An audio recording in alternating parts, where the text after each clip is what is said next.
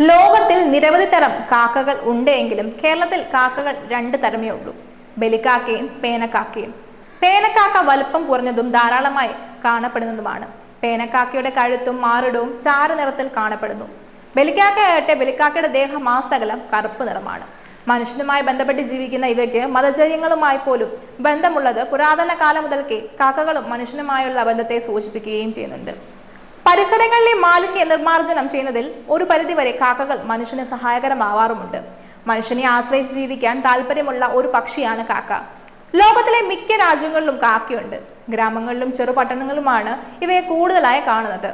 മനുഷ്യവാസമില്ലാത്ത സ്ഥലങ്ങളിൽ കാക്കയുടെ സാന്നിധ്യം അപൂർവവുമാണ്. അറിഞ്ഞും അറിയാതെയും മനുഷ്യർ ഉപേക്ഷിക്കുന്ന മാലിന്യങ്ങളെ കാക്കകൾ ഭക്ഷണം ആക്കുന്നു. ആഹാരം തേടുന്നതും രാത്രി ചേക്കേറുന്നതും കൂട്ടമായിട്ടാണിവ. എന്നാൽ മുട്ടയിട്ട് വിരിയിക്കുന്ന കാലത്ത് മാത്രം കാക്കകൾ ഇണ പിരിഞ്ഞ് കൂട്ടത്തിൽ നിന്നും മാറി തനിയെ ഒരു കൂടുണ്ടാക്കി ജീവിക്കുന്നു.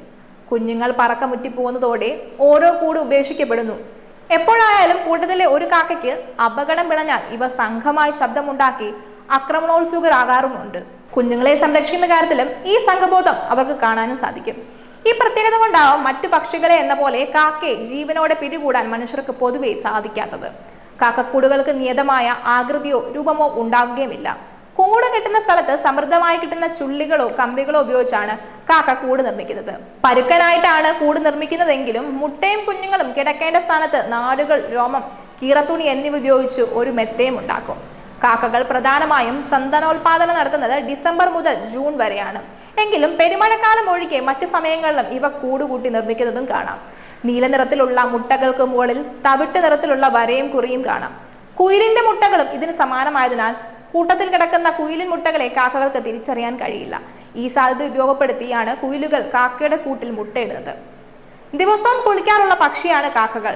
ദിവസവും വൈകുന്നേരങ്ങളിൽ കൊക്കും ചിറകും ഉപയോഗിച്ച് വെള്ളം പല പ്രാവശ്യം തെറിപ്പിച്ചാണ് ഇവ കുളിക്കാറുള്ളത്.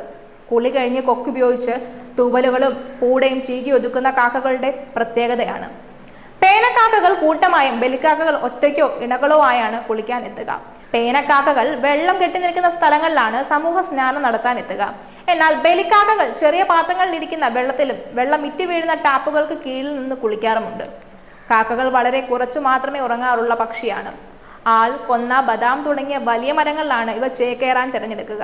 കാക്കകൾ ധാരാളം ഭക്ഷണം കിട്ടുന്ന സമയത്ത് കുറച്ചു കൊക്കിലെടുത്തു കൊണ്ടുവന്ന് ഇരകൾക്കിടയിലും മറ്റും സൂക്ഷിച്ചു വെക്കാറുണ്ട്. പിന്നീട് കുറച്ചു സമയത്തിന് ശേഷം അവ എടുത്തു ഭക്ഷിക്കുകയും ചെയ്യും. പരിസരം വളരെ ശ്രദ്ധിക്കാറുള്ള പക്ഷിയാണ് കാക്ക. ഇവ എപ്പോഴും കണ്ണുകൾ ചുഴറ്റിക്കൊണ്ടിരിക്കുന്നത് കണ്ടാൽ കോങ്കണ്ണുള്ളതായി തോന്നും. കാക്കകൾ മാലിന്യങ്ങൾക്ക് പുറമെ ധാന്യങ്ങളും പഴവർഗ്ഗങ്ങളും എല്ലാം ഭക്ഷിക്കാറുണ്ട്. എല്ലുകളും പ്രാണികളും ചെറിയ പക്ഷികളും എല്ലാം ഇവയുടെ ഭക്ഷണങ്ങളിൽ പെടും. ചില മതങ്ങൾ കാക്കകളെ നല്ലവരായി കാണുമ്പോൾ മറ്റു ചിലത് പൈശാചികമായി ചിത്രീകരിക്കുകയും ചെയ്യുന്നുണ്ട്.